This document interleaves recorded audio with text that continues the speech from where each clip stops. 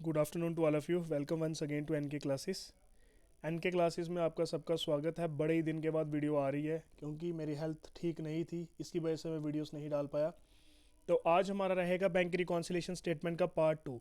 Part 1 में मैंने आपको थ्योरी कराई थी कि बैंक रिकॉन्सिलेशन स्टेटमेंट क्या होती है, बैंक रिकॉन्सिलेशन स्टेटमेंट में कौन कौन सी ऐसी चीज़ें होती हैं जो हमें मद्देनज़र रखनी पड़ती हैं जब हम बैंक रिकॉन्सिलेशन स्टेटमेंट बनाने की तरफ निकलते हैं। आज हम एक क्वेश्चन करेंगे और क्वेश्चन वो उसको मैं आपको डीपली एक्सप्लेन करूंगा, क्योंकि एक क्वेश्चन करने से भी हमें बहुत सारी नॉलेज मिल सकती है अगर हम आप उसको डीपली क्रिटिकली एनालिसिस करेंगे। तो चलते हैं क्वेश्चन नंबर 1, इलिस्ट्रेशन नंबर 1 आज हमारी। On 31 March 2022 the cash book of Raj shown debit balance of 49,000। कहता है कि कैश बुक है राज की, वो शो कर रही है debit balance 49,000। Means debit balance जो होता है उसको हम पॉजिटिव बैलेंस कहते हैं। बैंक स्टेटमेंट और bank passbook show a credit balance of 37,400। Entries in the cash book and the bank passbook are compare and the following differences are identified. कहता है कि हमने bank cash book and bank passbook इन दोनों को compare किया। Compare करने के बाद हमें कुछ न कुछ डिफरेंसेस नज़र आए। वो डिफरेंसेस कौन से थे वो देखेंगे। कहता है कि cheque of Shyam 9,000 and Mohan of 15,000 are deposit but were not collected up to 31 March 2022। कहता है कि चेक है शाम से 9,000 का, मोहन से 15,000 का, जिसको हमने डिपॉजिट किया बट वो 31 मार्च 2022 तक कलेक्ट नहीं हो पाया। तो नहीं हो पाया होगा तो इसकी वजह से क्या हुआ होगा, मैं आप समझिए इसको। देखो यार, हमने एक चेक कलेक्ट की है मोहन से शाम से 9,000 का और मोहन से 15,000 का, उसको डिपॉजिट किया बैंक में बट अभी तक उसकी कलेक्शन नहीं हुई। मींस हमने कैश बुक का बैलेंस बढ़ा दिया होगा। जैसे ही हमने किसी से चेक कलेक्ट किया तो हमारा कैश बुक का बैलेंस बढ़ जाता है, क्योंकि हमारे पास जब चेक आया तो हमने बैलेंस इंक्रीज कर दिया होगा। बट बेसिकली जो मेन बैलेंस आता है वो हमारा बैंक अकाउंट में आना चाहिए था, क्योंकि क्लियरिंग ऑफ चेक वो कहाँ पे होती है, बैंक में होती है ना, वो हमारे बिजनेस में तो होगी नहीं। तो हमारा जो बैंक का बैलेंस होगा वो अभी इतने अमाउंट से डिक्रीज होगा। तो इसकी वजह से हमारा डिफरेंसेस आ रहा होगा कैश बुक एंड पासबुक में। Option sorry, point second, Ramesh एक डेटर है, deposit a cheque of 8,000 directly into the bank. कहते हैं रामेश एक डेटर है, डेटर्स मतलब उसने हमारे पैसे देने थे। तो उसने क्या किया, चेक डायरेक्टली बैंक में डाल दिया। जब उसने चेक बैंक में डायरेक्टली डाला तो हमारा बैंक बैलेंस बढ़ चुका होगा, समझिए। बट कैश बुक में बैलेंस कम होगा, क्योंकि कैश बुक में बिजनेस को पता ही नहीं है, उसने डायरेक्टली बिना बताए बिना इंटीमेट किए हुए उसने सीधे ही सीधे क्या कर दिया, डिपॉजिट कर दिया बैंक में। ठीक है। बैंक अलाउड है इंटरेस्ट ऑफ 500, बैंक ने इंटरेस्ट दिया 500, तो उससे हमारा बैंक बैलेंस बढ़ गया होगा बट कैश बैलेंस नहीं बढ़ा होगा। तो इसकी वजह से भी डिफरेंसेस आ रहे होंगे। Cheque of 10,000 issue to Ramesh were not presented for payment. कहता है कि चेक है 10,000 का जो इशू किया रमेश को, बट उसकी अभी तक पेमेंट नहीं हुई। तो जब जब हमने चेक काट के दिया होगा तो हमने कैश बुक में ये अमाउंट रिड्यूस कर दिया होगा, बट हमने प्रेजेंटेड फॉर पेमेंट नहीं हुआ, तो इसका मतलब जो बैंक बैलेंस हमारा वो अभी इंक्रीज होगा, वो अभी कम नहीं हुआ होगा। Bank debit 6,000 being insurance premium paid as per the standing instruction. कहता है कि बैंक में 6,000, बैंक का 6,000 काट दिया गया। स्टैंडिंग इंस्ट्रक्शन दी थी कि इंश्योरेंस प्रीमियम हमारा वो पेड कर देना। स्टैंडिंग इंस्ट्रक्शन का मतलब होता है कि हमने एक फॉर्म पे साइन करके दे दिया होता है कि इतनी इतनी पेमेंट है, ये आपको डायरेक्टली काट लेनी है without intimation to us again and again. ठीक है।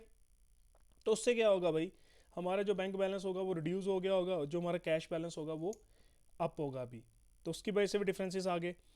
लास्ट पॉइंट है हमारा bank debit 100 rupees as a bank charge. कहता है बैंक ने 100 रुपया चार्ज काट लिया एज अ बैंक चार्जेस। तो मुझे बताओ, जब बैंक ने 100 रुपया बैंक चार्जेस काटा तो कैश बुक में ये 100 रुपया ऐड हुआ होगा अभी। ठीक है। ये थी हमारी कुछ स्टेटमेंट। देखो अभी हम देखते हैं कि कैसे बनाते हैं bank reconciliation statement.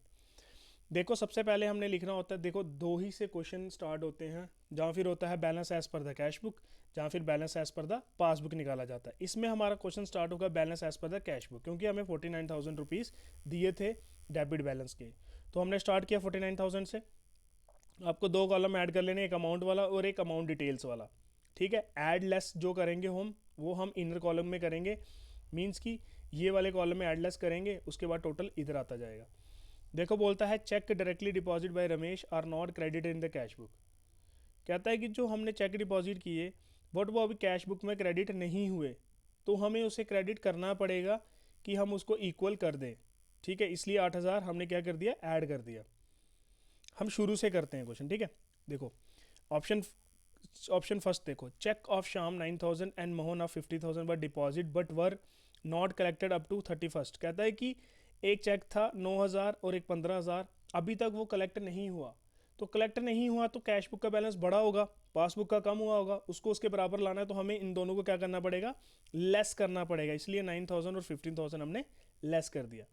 Second, Ramesh as a debtor deposit a cheque of 80,000 directly into the bank. 8,000 रुपये उसने डायरेक्टली डिपॉजिट कर दिया। तो डिपॉजिट कर दिया तो पासबुक का बैलेंस बढ़ चुका होगा, कैश बुक का कम होगा, तो हम पासबुक को भी बढ़ा देंगे, 8,000 को ऐड कर देंगे। बैंक ने अलाउड किया इंटरेस्ट, तो बैंक ने अलाउड किया तो बैंक पासबुक का बैलेंस बढ़ गया है, कैश बुक का कम है, तो इसको भी बढ़ा दो 500 रुपीज़, तो बराबर हो जाएगा। Cheque of 10,000 issue to Ramesh but not present for payment. कहता है कि चेक 10,000 रुपये का इशू किया रमेश को, बट अभी तक उसकी पेमेंट नहीं हुई। तो अभी पेमेंट नहीं हुई तो पासबुक का बैलेंस इंक्रीज्ड है, कैश बुक का डिक्रीज है, तो हमें पासबुक के बराबर लेके जाना है, तो ऐड कर देंगे। देखो 10,000 ऐड कर दिया। बैंक ने डेबिट किया 6,000 रुपये इंश्योरेंस प्रीमियम, तो बैंक का 6,000 कम हुआ, कैश बुक का 6,000 बढ़ा हुआ है, तो इसको भी कम कर दो तो बराबर हो जाएगा। ठीक है, और लास्ट में है बैंक का debit of 100 rupees as a bank charge. Bank charge काटा है 100 रुपये, तो बैंक बैलेंस कम है, पासबुक इंक्रीज है, तो 100 रुपया और कर दो माइनस, तो बराबर हो जाएगा। तो ऐड और लेस इनको दोनों को करके हमारे पास बैलेंस कितना बचा, 37,400 कि balance as per the passbook current situation में कितना दिखा रहा है, 37,400।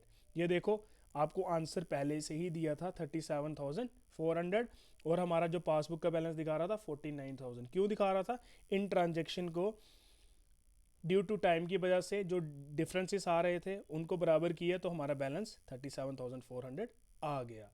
आई थिंक आपको ये अच्छे से समझ आ गया होगा। ये था हमारा बैंक रिकॉन्सिलेशन स्टेटमेंट का। मैंने एक क्वेश्चन इसलिए कराया क्योंकि आपके दिमाग में थोड़ी सी एक सिचुएशन क्रिएट हो जाए कि कब क्या करना होता है।